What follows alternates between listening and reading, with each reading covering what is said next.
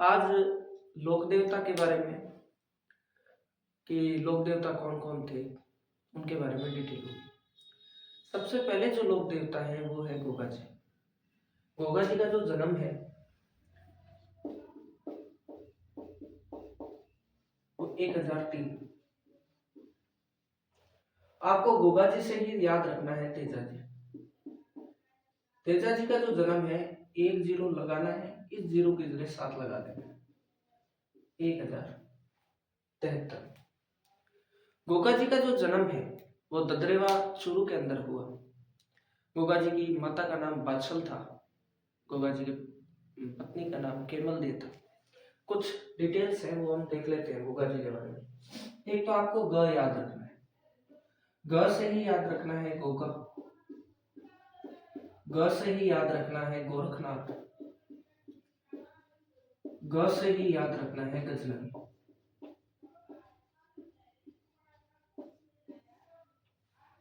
गोगा जी के जो गुरु थे उनका नाम था गोरखनाथ जी। गजनवी कौन है? गजनवी का पूरा नाम था महमूद गजनवी।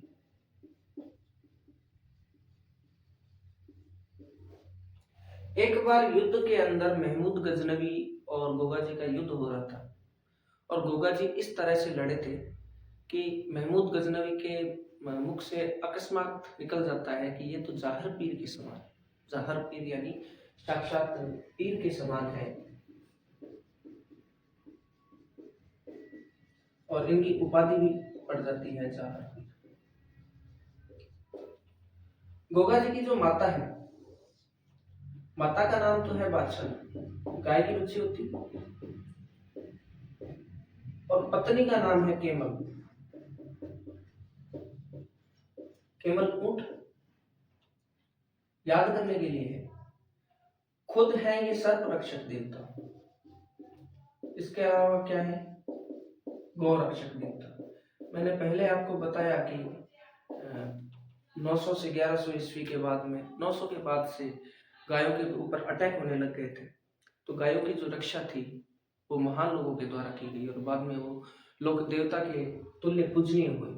तो गौ रक्षक देवता है। इनकी जो मृत्यु के संबंध में कथन है, मृत्यु के संबंध में जो कथन है वो कथन ये है कि गोगा जी के मौसेरे भाई थे। एक का नाम था अर्जन और एक का नाम था सर्जन। गोगा जी और अर्जन सर्जन के बीच में जमीनी विवाद चल रहा था। अर्जन सर्जन ने अपने उसके कुछ मुस्लिम राजाओं के साथ दोस्ती थी, तो आसपास के जो मुस्लिम राजा थे उनके साथ उन्होंने मिलकर गोगा जी पे अटैक कर दिया। अब क्योंकि अटैक हुआ, तो जब अटैक किया जाता है तो जो सेना होती है उतनी नहीं होती। जब किसी को अटैक करना होता है तो सेना लेके जाएगा, जब घेरा जाता है तो अकेले को ही घेरा जाता है। तो गोगा जी के पास में इतने जने थे नहीं, 70 से 72 लोग थे, लेकिन गोगा जी इतनी वीरता पूर्वक लड़े थे कि अर्जन सर्जन को तो मार ही दिया था।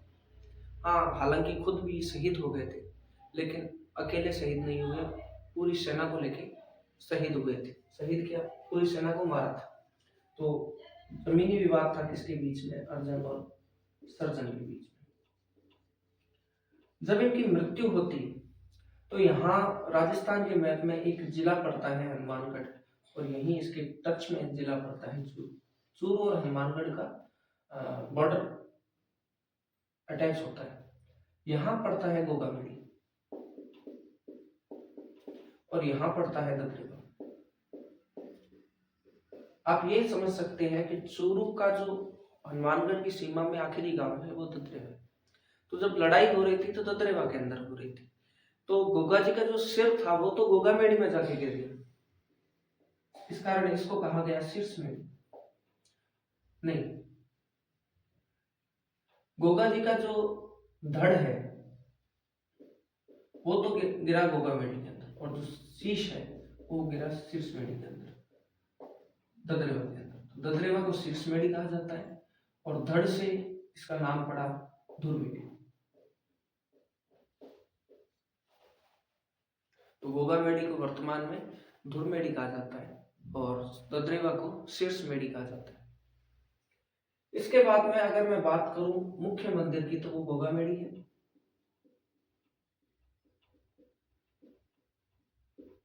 मुख्य मंदिर है।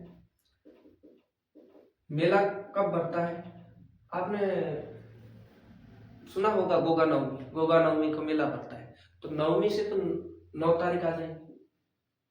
महीना है भाद्रपद, भाद्रपद कृष्ण नवमी। जब ये 4-5 लोक देवता हो जाएंगे तो मैं मेलों का आपको पूरा याद करवा दूंगा, कोई दिक्कत नहीं आएगी मेलों की डेट याद करने। एक मंदिर के संबंध में एक कथन और, मंदिर के संबंध में एक कथन और क्या है कि गोगा जी के जो पुजारी हैं, क्योंकि ये पीरों की श्रेणी में आते हैं, पीर है, पीर कितने हैं? 5 पीर हैं, वो देखते हैं आगे। पुजारी जो है वो हिंदू भी होगा और मुस्लिम भी होगा। हिंदू पुजारी भाद्रपद महीने में पूजा करता है और मुस्लिम पुजारी भाद्रपद के अलावा जितने भी महीने बाकी जितने भी बच गए उसमें पूजा करते हैं। इनको कहा जाता है चायल। क्या कहा जाता है? चायल कहा जाता है। तो चायल क्या है? मुस्लिम पुजारियों के द्वारा गोगा जी की भाद्रपद के अलावा महीनों में की गई पूजा, पूजा को नहीं पुजारी को कहा जाता है चायल।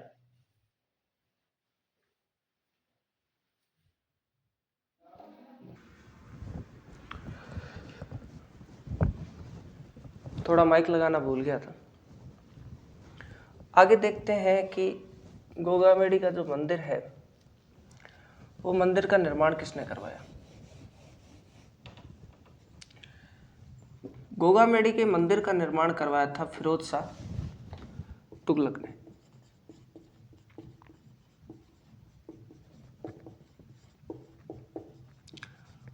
और इसका जो वर्तमान स्वरूप है, ये वर्तमान स्वरूप दिया है गंगा सिंह ने। गंगा सिंह के संबंध में 2 मंदिरों का जीर्णोद्धार हुआ है, एक करणी माता मंदिर और एक गोगामेडी मंदिर। फिरोज शाह तुगलक क्योंकि मुस्लिम है तो इसने जो मंदिर बनवाया वो मकबरा शैली में बनवाया है और प्रवेश द्वार पर बिस्मिल्लाह लिखवाया।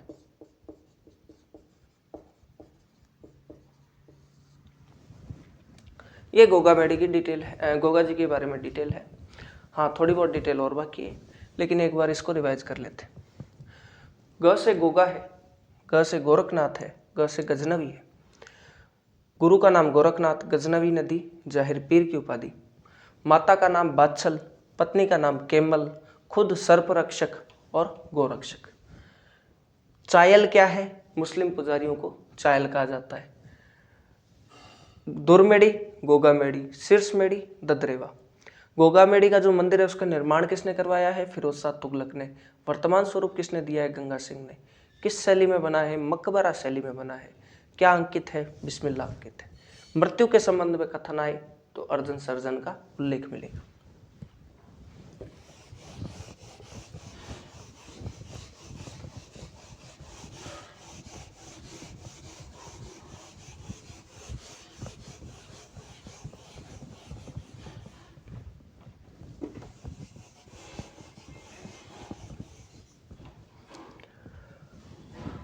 आगे गोगा जी के बारे में, एक है गोगा जी की ओल्डी।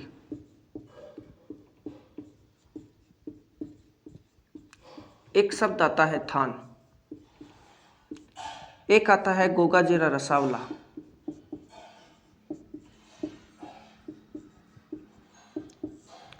नृत्य, वाद्य यंत्र।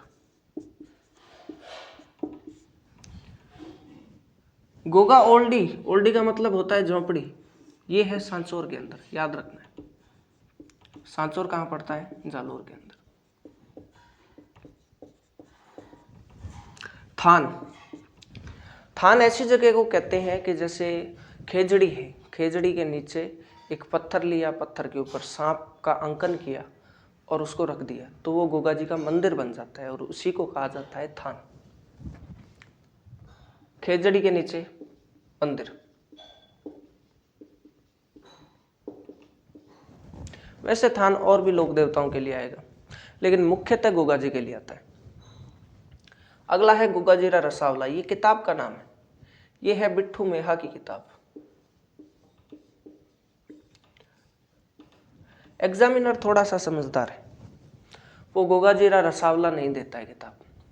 उसे पता है अगर मैं गोगाजी का रसावला किताब दूंगा और पूछूंगा कि किसके वीरतापूर्ण कार्यों का उल्लेख है, तो हर कोई बता देगा कि गोगाजी। इसलिए उसने थोड़ा सा चेंज किया और इसी किताब का नाम एक जगह और आता है, बिट्ठू मेहा के रावले। बिट्ठू मेहा के रावले। प्रश्न उठता है कि बिट्ठू मेहा के रावले किस लोक देवता के वीरतापूर्ण कार्यों का उल्लेख करता है, तो वो है गोगाजी। नृत्य, गोगाजी के टाइम पे जो नृत्य किया जाता है वो है सांकड़ नृत्य। सांकड़ नृत्य बेसिकली एक तरह से ऐसा होता है कि हाथ में कोई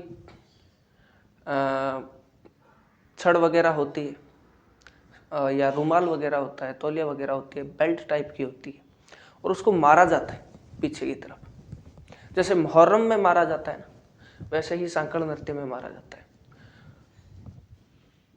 सांकड़ नृत्य करते समय एक वाद्य यंत्र का उपयोग किया जाता है जिसका नाम है डीरू।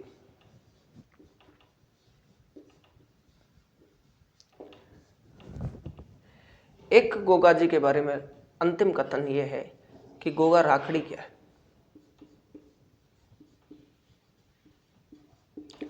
राखड़ी से शब्द आता है कि राखी है। गोगा नवमी के दिन, क्योंकि नवमी है तो 9 गांठें बांधी जाती हैं, और किसान जो है वो हल जोतते समय हल पे ये बांधता है, 9 गांठें युक्त है।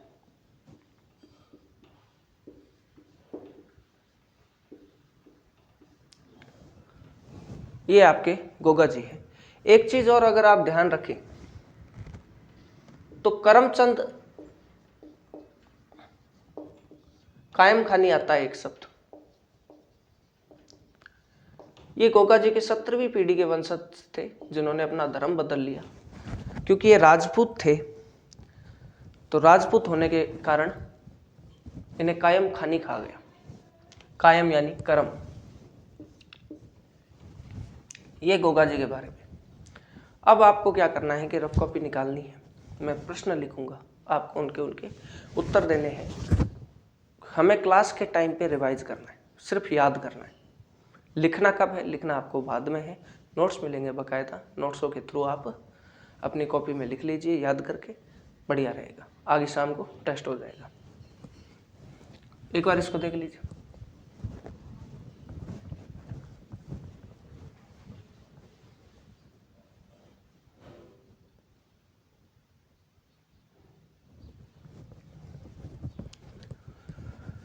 ठीक है,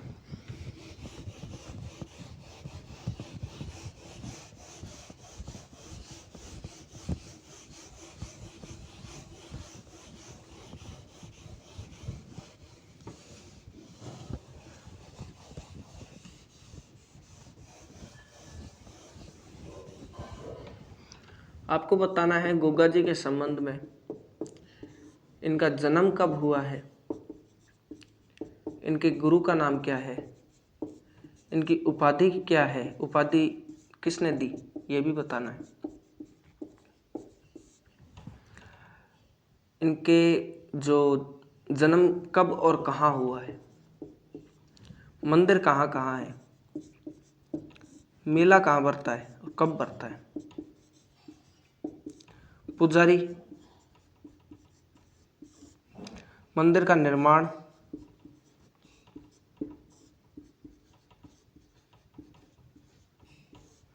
थान, गोगा ओल्डी,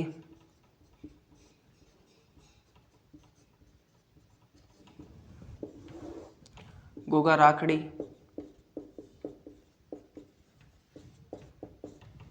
मृत्यु के संबंध में क्या कथन प्रचलित है,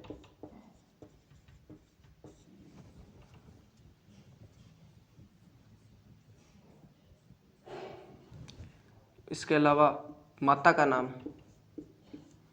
पत्नी का नाम,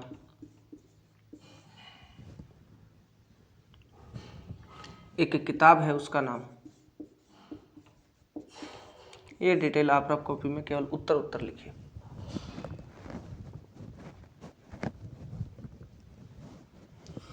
एक नृत्य भी है, वाद्य यंत्र भी है।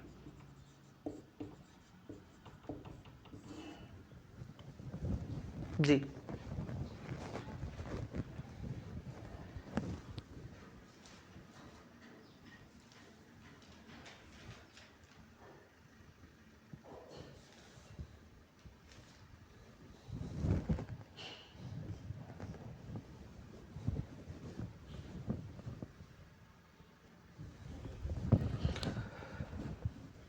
उत्तर आ गए होंगे, लेकिन मैं एक बार आपको उत्तर भी बता देता हूँ। जन्म कब हुआ है? 1003 में हुआ है। कहाँ हुआ है? खड़नाल क्या, तदरेवा में हुआ है। गुरु का नाम क्या है? गोरखनाथ है। उपाधि किसने दी है? गजनवी ने दी है। क्या दी है? जाहिर पीर की दी है।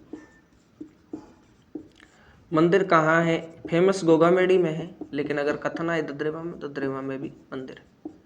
ये मेला कब लगता है? गोगा नवमी के दिन लगता है। ये नवमी कब आती है? भाद्रपद कृष्ण नवमी, जन्माष्टमी के एक दिन बाद में आती है। पुजारी एक चायल है जो कि मुस्लिम पुजारी है। भाद्रपद महीने में कौन करता है? हिंदू पुजारी करता है। मंदिर का निर्माण किसने करवाया है? फिरोज शाह तुगलक ने करवाया। किस शैली में करवाया है? मकबरा शैली में करवाया। क्या लिखवाया है? बिस्मिल्लाह लिखवाया। पुनर्निर्माण किसने या वर्तमान स्वरूप किसने दिया है? गंगा सिंह ने दिया। थान क्या है? खेजड़ी वृक्ष के नीचे मंदिर। ओल्डी कहाँ है? सांचौर के अंदर है। गोगा राखड़ी क्या है? 9 गांठे युक्त किसान हल जोतते समय राखी बांधता है। मृत्यु के संबंध में अर्जन सर्जन जमीनी विवाद। माता बादशाह, पत्नी केमल। किताब गोगा जीरा रसावला या बिट्ठू मेहा के रावले। बिट्ठू मेहा के रावले या गोगा जी का रसावला।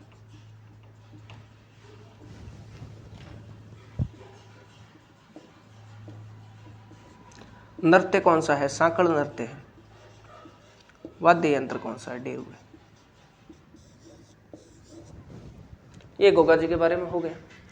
अगले हैं तेजा जी।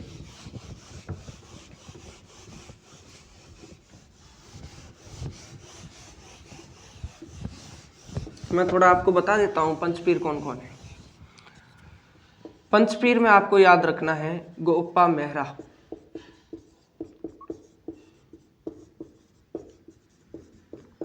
ग से गोगा जी,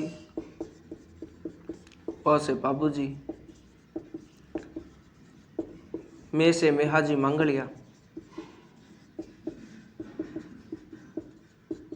ह से हड़बू जी, रा से रामदेव जी।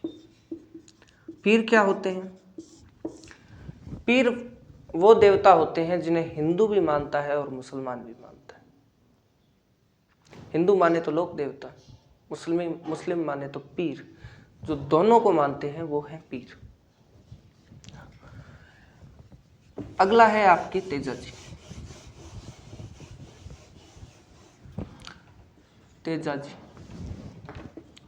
तेजा जी का जो जन्म है, जन्म के संबंध में कहा जाता है कि इनका जन्म हुआ है खड़नाल के अंदर। खड़नाल नागौर के अंदर पड़ता है। हुआ कब है?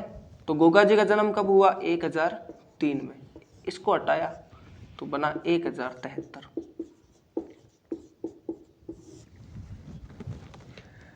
तेजा जी की पत्नी का नाम था पेमल। मम्मी पापा का नाम याद रखने की जरूरत नहीं है। पेमल दे। पेमल कहाँ की थी? पनेर की थी। पनेर कहाँ पड़ता है? अजमेर के अंदर पड़ता है पनेर। इनका जो घोड़ा है वो था लीलन, लेकिन एक शब्द आता है घोड़ला। घोड़ला क्या है? इनके पुजारियों को कहा जाता है। पुजारियों को क्या कहा जाता है? घोड़ला कहा जाता है। तो जन्म हुआ है खड़नाल के अंदर। कब हुआ है? 1073 के अंदर। पत्नी का नाम है पेमल दे। कहाँ की राजकुमारी थी? पनेर की। लीलन इनकी घोड़ी का नाम है। घोड़ला इनके पुजारियों का नाम। तेजाजी के संबंध में एक कथन प्रचलित है, उस कथन को मैं बताना चाहूंगा। पहले ये बता दूं, तेजाजी जो है वो धोलिया जाट है, धोलिया गोत्र है, धोलिया गोत्र के जाट है। इस कारण अगर कहीं लिखा हो कि धोलिया वीर किसको कहा जाता है, तो धोलिया वीर तेजाजी को कहा जाता है। कथन क्या है? एक बार क्या है कि तेजाजी अपनी पत्नी पेमल दे को छोड़ने जा रहे थे या लेने जा रहे थे। तो रास्ते में क्या हुआ कि एक सांप को जलाया जा रहा था, मतलब सांप को मार दिया था और सांप को जला रहे थे। सांप पूरी तरह से मरा नहीं था।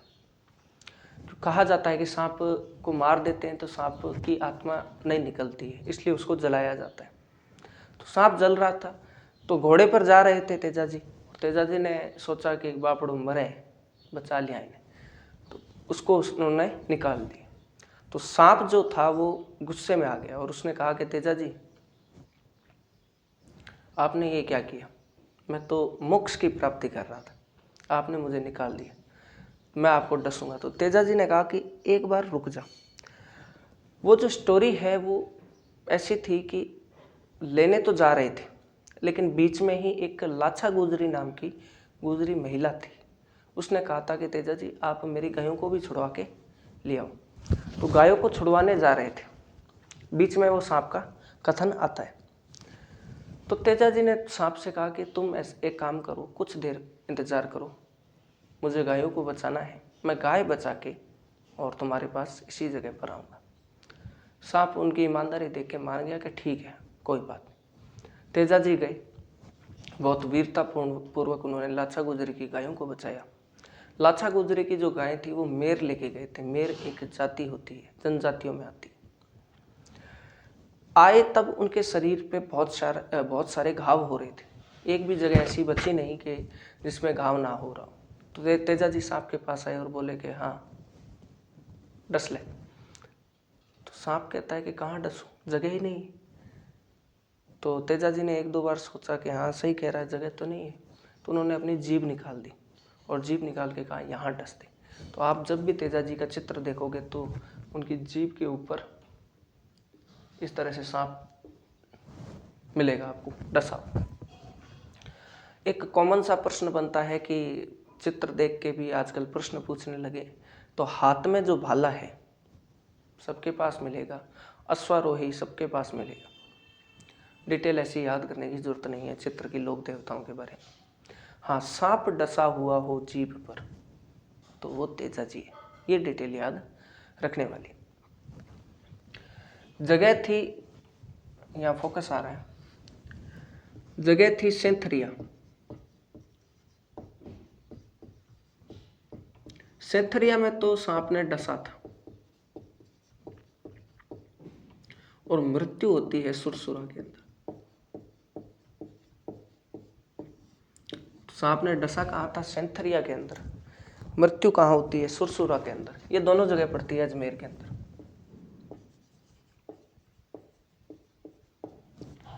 ये पनेर भी अजमेर के अंदर पड़ता है। तो अजमेर के अगर लोक देवता का नाम आए, अजमेर के लोक देवता, तो तेजाजी। इसके अलावा इनके दो उपनाम और हैं। एक है काला बाला के देवता,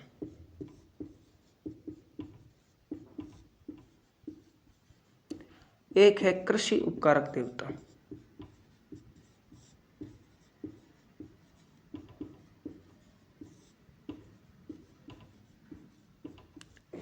एक है आपके नाग देवता।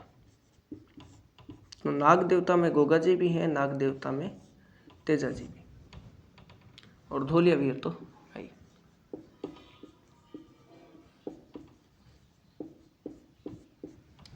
क्योंकि सेंथरिया में इनको सांप ने डसा तो यहाँ भी एक मंदिर है, मंदिर सेंथरिया में भी है। सुरसुरा में मृत्यु हुई तो सुरसुरा में भी है।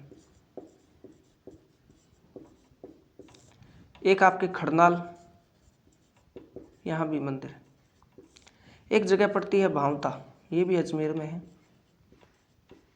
यहाँ भी मंदिर है। और ये जो भावता का मंदिर है, इसमें गौमूत्र से इलाज किया जाता है।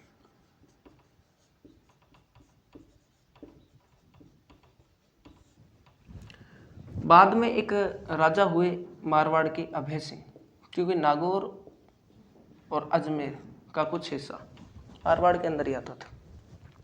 अजमेर के सांबर के और अजमेर के चौहानों के जाने के बाद में अजमेर लगभग मारवाड़ के पास में ही रहा। तो अभय सिंह एक राजा हुए। ये अभय सिंह वही है जिनके टाइम पे खेजड़ली घटना हुई थी। ये अभय सिंह वही है जो अजीत सिंह के बेटे। अजीत सिंह वही दुर्गादास राठौड़ वाला।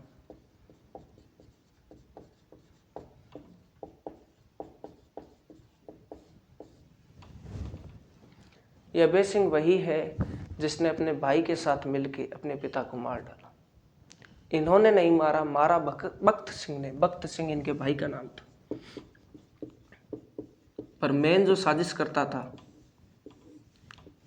जो टेढ़ा दिमाग लगाया था, वो अभय सिंह नहीं लगाया था। तो इस अभय सिंह ने तेजाजी का एक मंदिर बनवाया पर्वतसर के अंदर।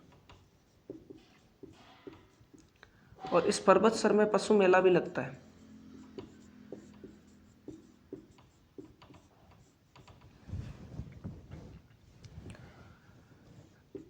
तेजाजी की जो जयंती है वो तेजा दशमी के दिन आती है। चलो इसको देखते हैं, बाद में मंदिर देख लेते हैं। एक भावता हो गया, एक पर्वतसर हो गया। इसके अलावा एक लास्ट मंदिर आता है बांसी दुगारी।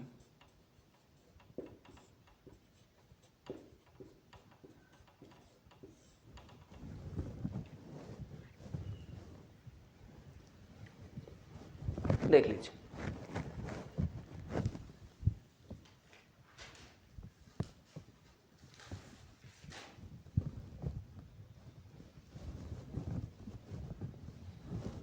बांसी दुकारी जो है वो बूंदी के अंदर पड़ता है। ठीक, अब देखना है तेजाजी का जो जन्म है। तेजाजी का जन्म है खड़नाल नागौर के अंदर। जन्म कब हुआ? 1073 ईस्वी के अंदर। किस गोत्र के हैं? धोलिया गोत्र के जाट है, इस कारण नाम क्या है? धोलिया वीर है। पत्नी का नाम है पेमल दे। कहाँ की थी? पनेर की थी। घोड़े का नाम क्या है? लीलड़। घोड़ला क्या है? पुजारी। जन्म कब हुआ? पत्नी का नाम, जात क्या थी, घोड़े का नाम क्या था, और पुजारी का नाम क्या था। उसके बाद मृत्यु के संबंध में कहाँ सांप ने डसा, कहाँ मृत्यु हुई, नाम, उपनाम कौन कौन से हैं? अजमेर के कालाबाला, कृषि उपकारक, नाग देवता। मंदिर कहाँ कहाँ है? सेंथरिया, सुरसुरा, खड़नाल, भावता। भावता में गौमूत्र से इलाज होता है। पर्वतसर, बांसी दुगारी, बुद्धि।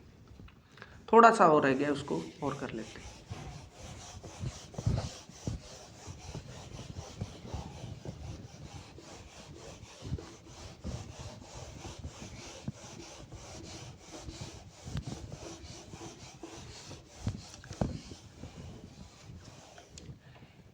खेजड़ली जो घटना है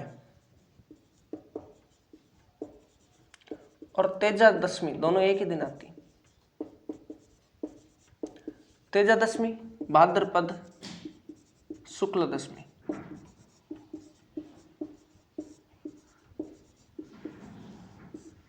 भाद्रपद शुक्ल दशमी।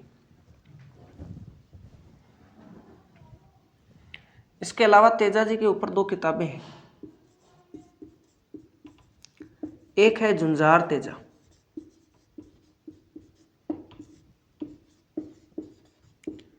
अब बताओ झ से पहले क्या आता है? ज। इधर 2 झ हैं तो इधर भी होंगे 2 झ। ये किताब है लज्जराम मेहता की।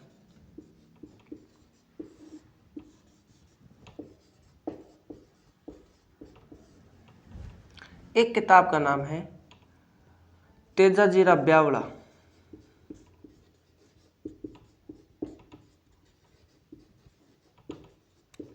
ब से ब्यावला, ब से बंशीधर शर्मा।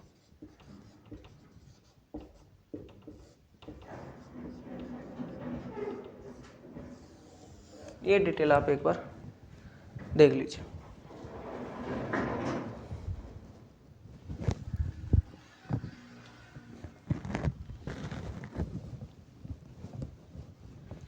अब इसकी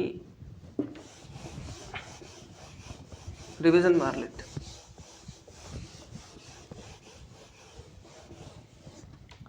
तेजाजी,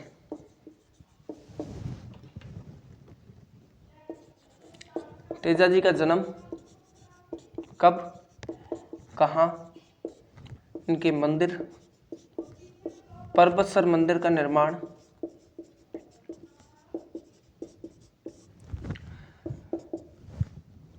इनकी जयंती, इनकी मृत्यु के संबंध में कथन, इनके उपनाम,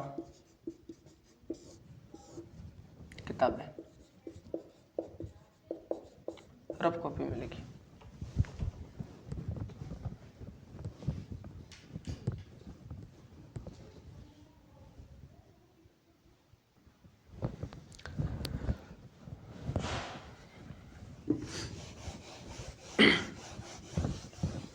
अगले हैं पाबूजी।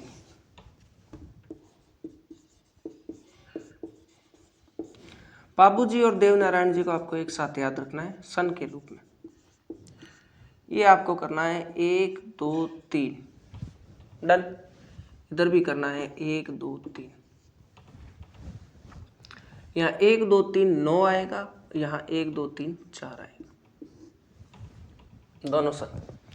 1 2 3 1 2 एक गैप छोड़ के 3, तो यहाँ 9 आएगा और यहाँ 4 आएगा। 1 2 3 4 देवनारायण जी, 1 2 3 9 बाबूजी। तो बाबूजी का जन्म हुआ है 1239, देवनारायण जी का जन्म हुआ है 1243। बाबूजी का जो जन्म है वो हुआ है कोलूमंड के अंदर। कोलूमंड फलौदी के अंदर पड़ता है। फलौदी में इनका जन्म हुआ है और फलौदी में ही इनका मंदिर है। बाबूजी के पिता का नाम है धनदल।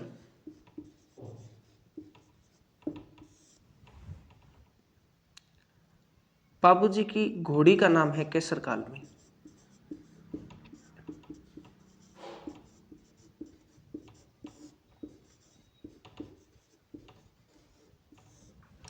ये देवल चारणी की घोड़ी थी।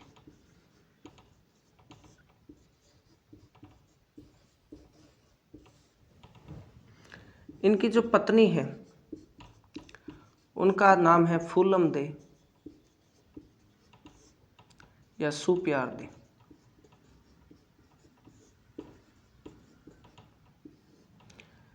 ये अमरकोट के सोडा पुत्री है, सोडा राजकुमारी।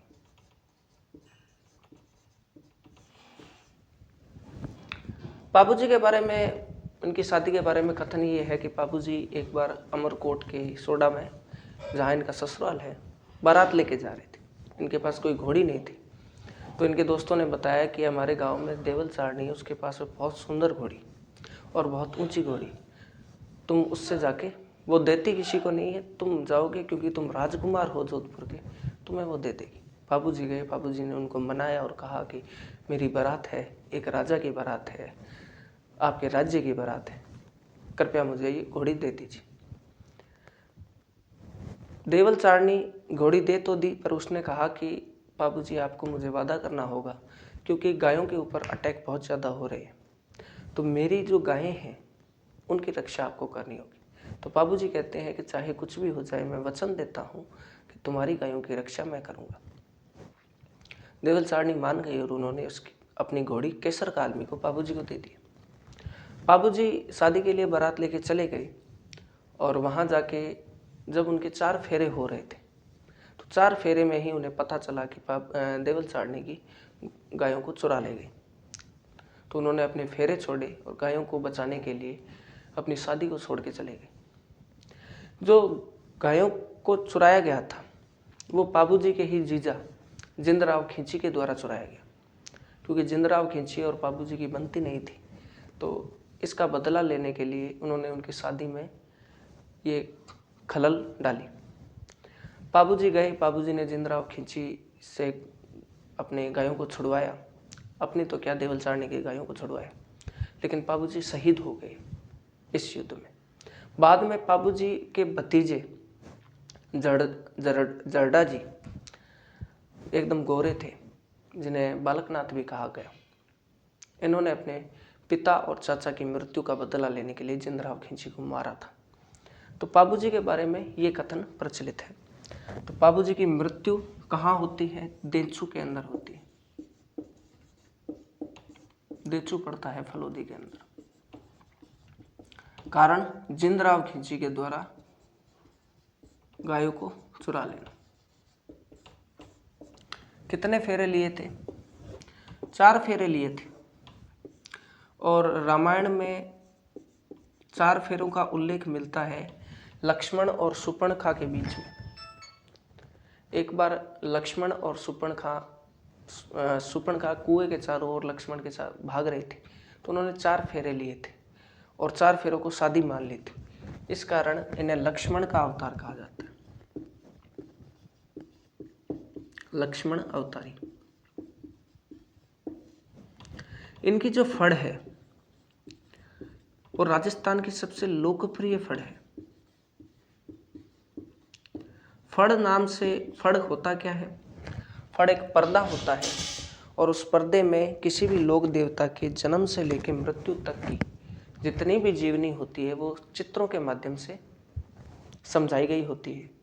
एक व्यक्ति होता है जो इसका गायन करता है, उसको भोपा कहा जाता है। भील होगा तो भील भोपा, गुर्जर होगा तो गुर्जर भोपा। साथ में संगीत गाया जाता है और फड़ का वाचन किया जाता है। फड़ नाम से आपको 2 ही चीज याद रखनी है। एक तो देवनारायण जी की फड़ है, एक पापू जी की फड़ है। पापू जी की फड़ लोकप्रिय फड़ों की गिनती में आती है और देवनारायण की फड़ सबसे लंबी फड़ कही जाती है। पापू जी की क्योंकि फड़ लोकप्रिय फड़ है, इस कारण इनका नाम पड़ा है हाड़ फाड़ का देवता।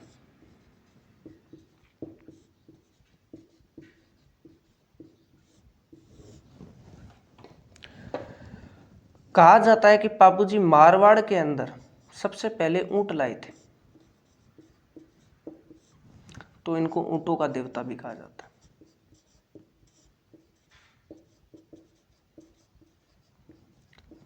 ऊंट को पालने वाली जो जाति है उसका नाम है रेबारी या रायका भी कहते हैं।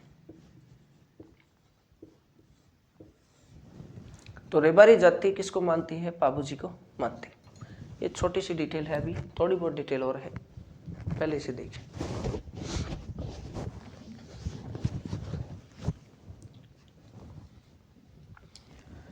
आगे 3 कथन आपको और याद रखने हैं पाबू जी के बारे में। पहला है रेबारी जाति। क्योंकि रेबारी जाति पाबू जी को मानती है, इस कारण पवाड़े गीत गाए जाते हैं।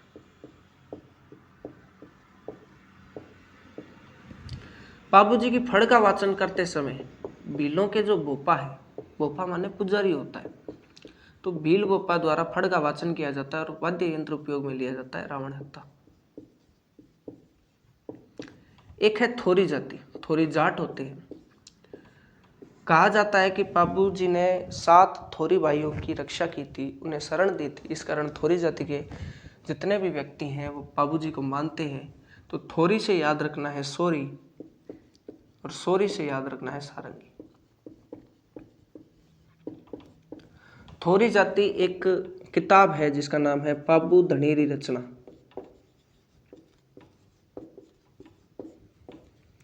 इस पाबू धनेरी रचना किताब का गायन करते हैं और गायन करते समय कौन से वाद्य यंत्र का उपयोग करते हैं? सारंगी। तो फड़ का वादन कौन करता है? भील बोपा। वाद्य यंत्र उपयोग कौन सा होता है? रावण हत्ता। थोरी सोरी सारंगी कौन सी किताब? पाबू धनेरी रचना। रेबारी गाते हैं पवाड़े गीत।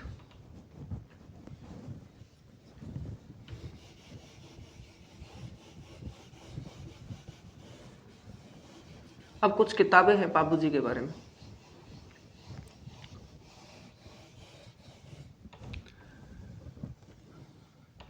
इनका जो मेला है, मेला लगता है चैत्र अमावस्या के दिन। मेलों की आप चिंता मत कीजिए, मेले सारे याद हो जाएंगे, पर अभी नहीं, लास्ट में एक बार देख लीजिए कि चैत्र अमावस्या के दिन बाबू जी का मेला पड़ता है।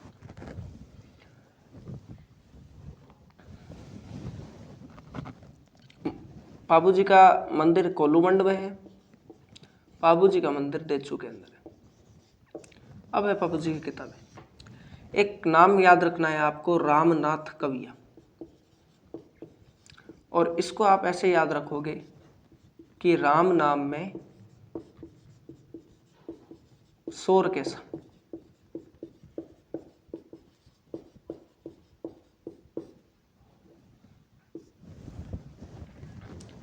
रामनाथ से याद रखना है राम नाम। राम नाम में शोर कैसा, शोर से याद रखना है सोठ। तो बाबू जी रा सोठा किताब रामनाथ कविया की। एक किताब आपको, एक व्यक्ति नाम याद रखना है, लक्ष्मी कुमारी चुंडावत।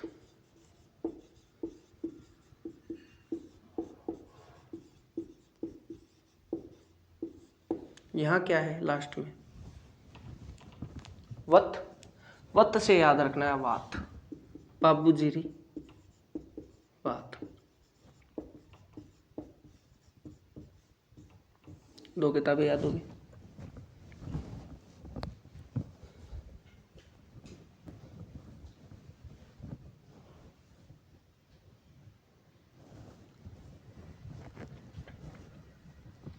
अगली जो किताब है वो है बाबू प्रकाश। प्रकाश कहाँ होता है? प्रकाश यानी रोशनी कहाँ होती है? घरों में होती है रोशनी। घर को क्या कहा जाता है? आशियाना। तो आशिया मोड़ जी की किताब है। जितने भी चारण कवि थे वो अपना नाम बाद में लिखते थे और अपनी जात पहले लिखते थे। तो आशिया जात है और मोड़ जी नाम।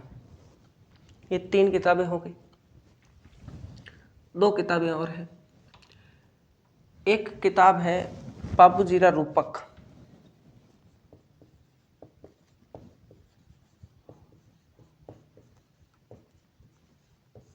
एक किताब है बाबू जीरा दुआ।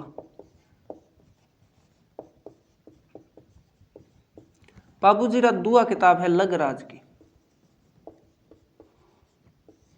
बाबू जीरा रूपक है मोतीसर बख्तावर।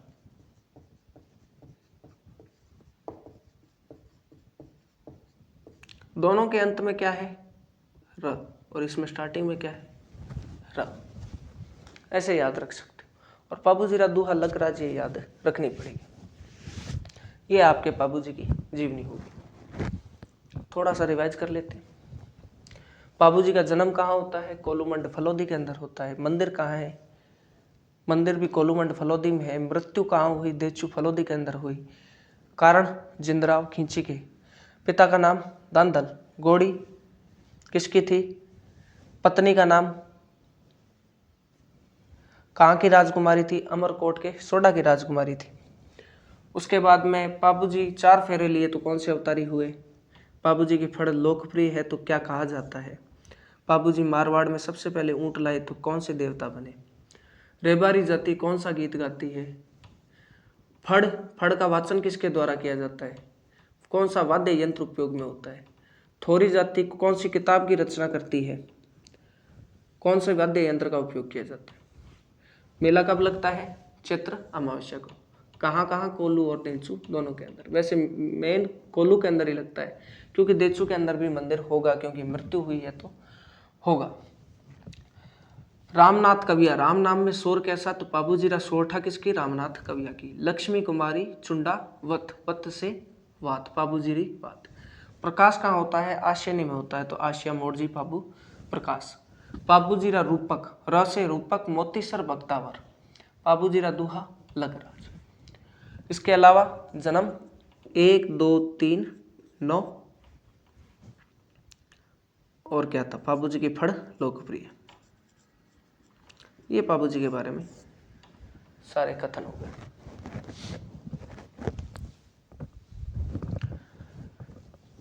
रिवाइज।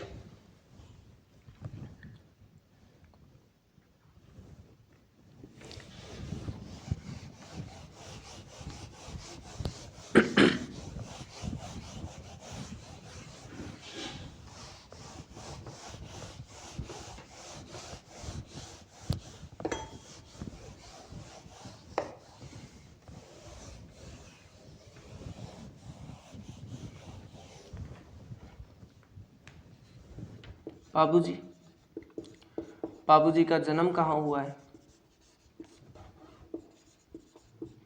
कब हुआ था? मृत्यु के संबंध में कथन। कहाँ हुई थी मृत्यु? किसने करवाई थी? उसके बाद में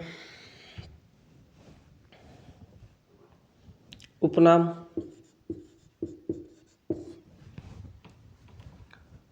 पाबूजी की उपनाम हो गए। पाबूजी के जो 3 जातियां थी, वो तीनों जाति कौन से वाद्य यंत्र का उपयोग करती है? इनका मेला कब भरता है?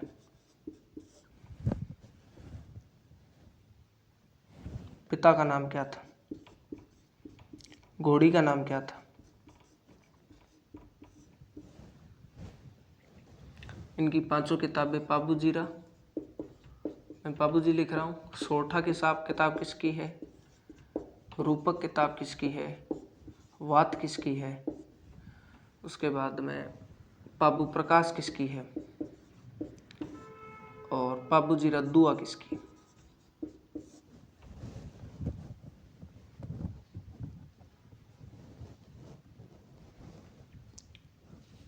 इसके अलावा इनकी पत्नी का नाम क्या है? कहाँ की राजकुमारी थी?